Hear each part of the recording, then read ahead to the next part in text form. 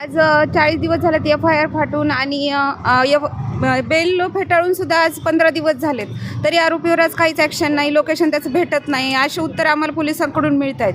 आणि आज मी याच्यासाठी आमरण उपोषणाला बसले की जोपर्यंत आरोपी अटक होत नाही तोपर्यंत आम्ही उपोषण सोडणार नाही.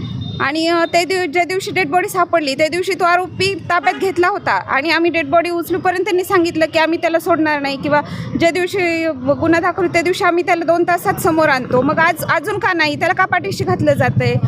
GST डिपार्टमेंटकडून पण त्याला पाठीशी घातलं जातं आहे. आता काय मागणी? आमची मागणी काहीच नाही, आमच्यासमोर तात्काळ आरोपीला अटक झाली पाहिजे आणि जोपर्यंत आरोपी अटक होत नाही तोपर्यंत आम्ही इथून उठणार नाही. हा मार्ग योग्य नाही, हा कायदेशीर मार्ग नाही. मला हे नियम नाही आहे, असं लोक माणसाला मारणं हे योग्य आहे का? त्याची शिक्षा मिळते.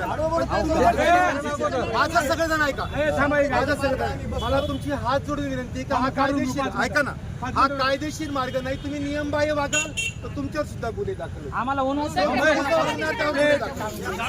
ऐका अजून एक अजून एक, आणि इथं माझे एक अधिकारी 6 त्यांना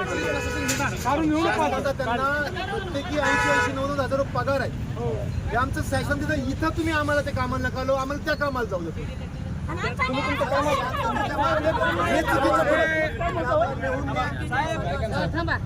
आम्हाला धमकू नका. धमकत नाही, मी कायदेशीर बाब सांगतो, कायदेशीर बाब सांगतो.